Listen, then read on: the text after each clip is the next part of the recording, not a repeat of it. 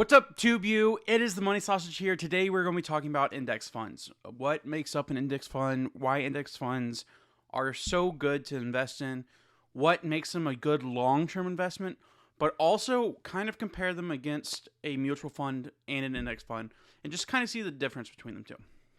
Okay, this is Editor Money Sausage jumping in real quick. I just wanted to say, if y'all could hit that like button before we get into that video and make sure you subscribe, it would mean a lot to me. We're on the path to 1,000 subscribers, and it would mean so much if y'all would just hit that subscribe button. It really does mean a lot, and I hope y'all will. Make sure you hit the notification bell to make sure you get notified of future videos, and let's get back right into index funds.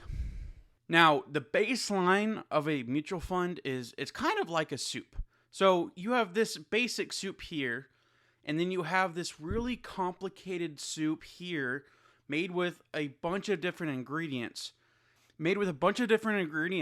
So the mutual fund over here is made with a bunch of ingredients. It's still very complicated, but then over here, the index fund is also made up of different ingredients, but you understand what you're getting into, and there's pretty much no change in what's to come from that soup.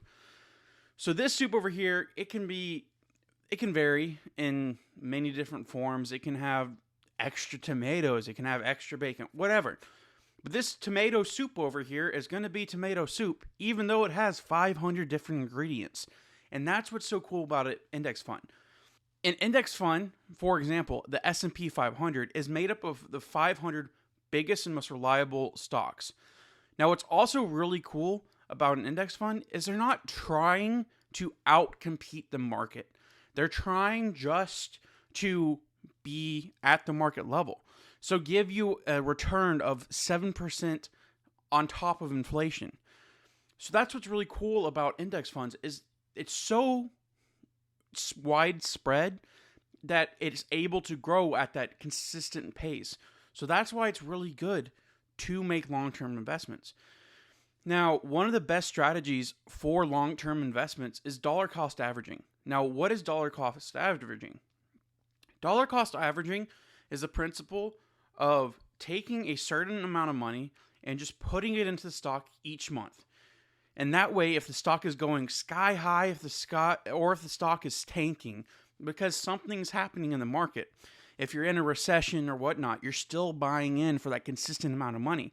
And you're going to see that consistent growth while you're also just seeing more and more money go into the stock. So if the stock is in a downturn and in a bear market, or if it's in a bullish market and just going up, you're going to see returns. So you're going to be buying more stock for the same amount of money in the bear market, but you're also going to be buying less stock at a bull market. You're going to be buying more stock when it's in a bear market because the stock is going to be undervalued. But then at the same time, in a bull market, you're going to be buying less, but you're still buying into that company, so you're going to be experiencing that growth.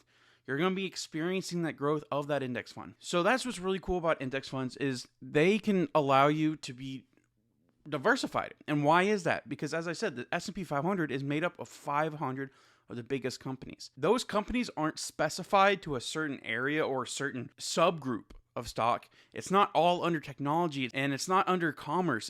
It's under all of those umbrellas. It is a massive umbrella made up of a different proportion of stock. So I'll put up a picture here to show you how many different stocks make up the S&P 500 and how much of the percentages.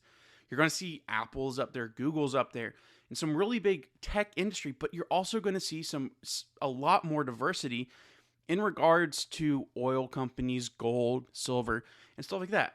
Now, what's also really cool about index funds is they can have specific sectors. So there is such thing as a bond index fund. So you're literally just buying into a index fund made up of bonds. So you have a guaranteed return rate in 10, 15, 20 years, however long you buy into that bond. And that's how certain index funds can be very commodity based or certain sector based. Now, what's also really cool about index funds is they're a great hedge against inflation. Now, why is that?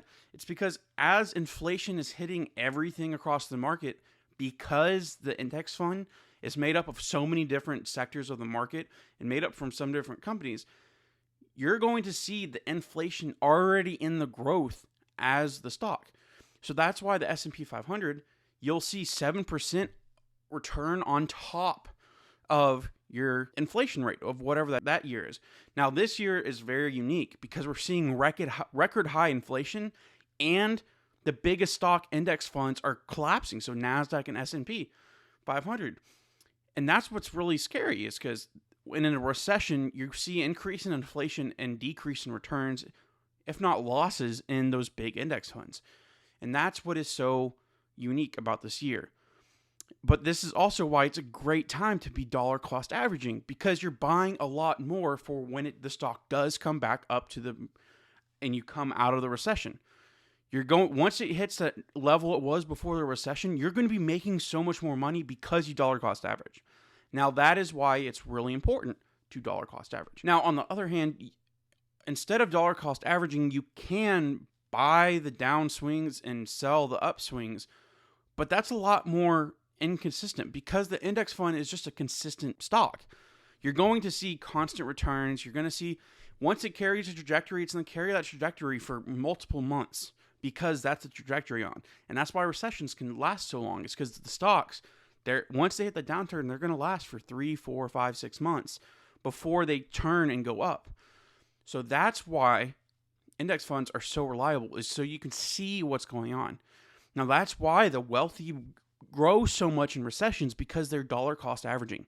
They don't stop investing. They don't stop buying into the stock on the downturn. Even though they might lose $10 in the future, they know that them buying that extra 50 shares of the stock is going to be worth it, because that 50 shares in 6, 7, 8 months or even years down the road can be worth 18 times what it was worth today. So that 50 shares of stock, when they buy, let's say the S&P 500, the exact price, I'm making it up. S&P 500 falls to $500. That is on an extreme discount. So let's say that a wealthy person puts in $25,000 into the S&P 500, as I said, as we're running with fake numbers. When it hits $500, they're going to buy 50 shares of that, which is on extreme discount. Now, let's say the stock soars back up to $2,000, kind of where it's sitting at. They just made $75,000, because if you multiply 50 shares times $2,000, that's $100,000. So they just profited $75,000 just by dollar cost averaging. Now, I do want to bring up a really cool thing about investing and why investing young and investing while you're in your early 20s is so important. So if you have $30,000 in the stock market, by the time you're 35, that money, when you're 65, with a return rate of 11%, 7% plus roughly 4% of inflation, with the 11% return, when you're 65, it's going to be worth $1.95 million. And that's why it's so important. And that is literally just buying $30,000 of stock when you turn 25 and keeping it there for those 40 years and having those 11% return. Now, if you start that 5 years earlier and you somehow manage to put $30,000 into the stock market and the index fund that pretty much guarantees an 11% return in that long time span, when you turn 65, the age of retirement, and you put $30,000 by the time you're 20, that money in 45 years will be worth $3.2 million. Now, if you want to check my math and see it for yourself, go check out the description. I put the link to the government-sponsored compound interest. Now, let's just say each month. So you put, let's say, we're going to run with some numbers. I just want to put this out there just to show you how important it is. When you turn 20, let's say you put in $2,000 into the stock market, and monthly you dollar cost average buying the S&P 500, which usually has about 11% return each year because it's about 7% plus 4%. Let me make sure that's right. Yeah. So if you invest $5,000, it usually has a nominal percentage increase, the S&P 500 does, of 11.19%. So 7% adjusted for inflation. So if you do that and you dollar cost average $100 a month for the rest of your life, which isn't that much money if you think about it. If you go follow the budgeting tips that I have in my earlier video, which will be linked down in the description, you can be able to budget that and put that $100 a month into the stock market. And after 45 years with $2,000 when you turn 20 and then $100 each month for the rest of your life, that money would be worth $1.4 million by the time you turn 65. So consistency, buying in, and just putting in only $100 a month with an initial investment of $2,000 when you're 20, you could be worth $1.4 million by the time you retire. Now, does this apply to the 7% rule? Now, what is the 7% rule? It's the principle of, can you live off of 7% of whatever your returns are? Because that's how much return you get from the S&P 500, the NASDAQ, that stuff, averagely. So, with 7% of the $1.4 million, you would be living off of $98,000 a year, and you would still have $1.4 million in the bank and adjusted for inflation. So just living off of 7%, you can make so much money and live off of that easily with retirement. Now, let's say you hit the gold mine and you're willing to invest $200 a month, which is kind of what I'm aiming to do. I want to invest at least $200 a month into the S&P 500 and $200 in the NASDAQ, which is about $4,000. Not $4,000. Wow, that's not math. That's $400 a month. If I were to put an initial investment of $2,000 and $400 a month for the rest of my life with an 11% return rate, by the time I am 65, that will be worth $5 million. So all you have to do is when you turn 20, make an initial investment of $2,000, and then each month put $400 into that account and buy into the NASDAQ, buy into the S&P 500. $200 each, just into each of those. And that would be super easy. And with that $5 million, when you retire, living off of 7%, you would be living off of $350,000. Which in retirement, you don't need that much. You really don't. You only really need $75,000-ish. And that would still be buying a new car almost every year, which I do not recommend. Don't buy a new car. You buy used. It's easier. It's more efficient. And you don't have to face depreciation. But at the same time, just by investing $400 a month for 45 years with an initial investment of $2,000, the reason why I'm reiterating this is you can be making $350,000 a year at the age of 65 and retire. Now, let's say you want to retire early. You don't want to wait till you're 65. You want to retire when you're 55. When you're 55 with that same strategy, it would still be worth $1.7 million. That's how much you'd be making. And 7% of 1.7 is still a lot of money. It's around $100,000 per year. Now, that is why having investments in the S&P 500 and index funds can make your retirement plan so much easier. Dollar cost averaging $400 a month, dollar cost averaging in the upswings and the downswings, no matter what, just constantly buying, you are going to have a huge hoard of stocks. Now, imagine how much more money that 11% return adjusted for inflation would be if you started buying dollar cost averaging in a recession.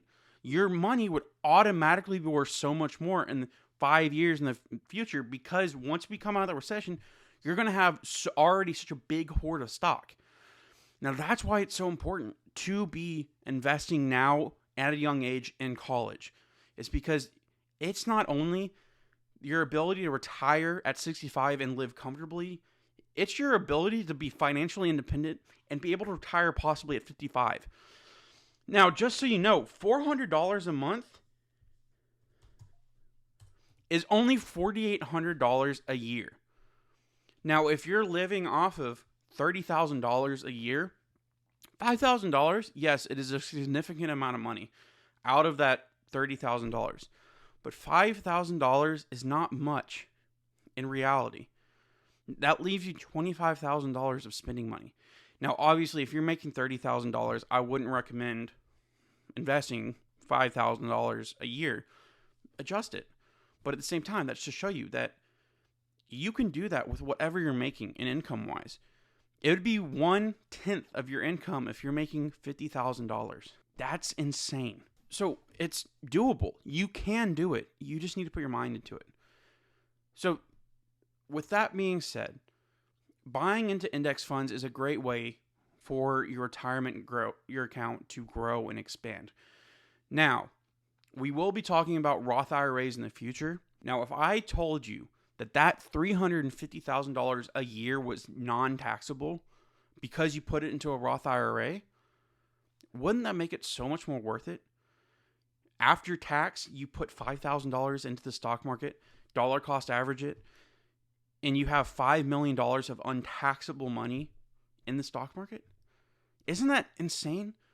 So that's why you should start a Roth IRA with Vanguard or Fidelity. With Vanguard and Fidelity, there's a bunch of options. You can buy into the S&P 500, you can or NASDAQ, and you can dollar cost average really easily with those platforms. Now, with that being said, if you are going to be doing that, but you also want to play short term, I recommend Public. Sign up down below and get a stock worth up to $1,000, and follow me. That way, you can follow along my investment journey, and you can be sharing your investment journey. And I'd love to see you there. So, with that being said, retirement isn't that far away. Even if you're young and you're just reaching college, you can set yourself up for massive success in your years to come, just by investing $5,000 a year with an initial investment of $2,000. Now, with that being said, I hope you enjoyed today's video and you got something insightful from it. If you did, please leave a like down below, hit that subscribe button, and smash that notification bell so you can be notified when more videos are coming out by me, by the Money Sausage. And with that being said, this is the Money Sausage signing out.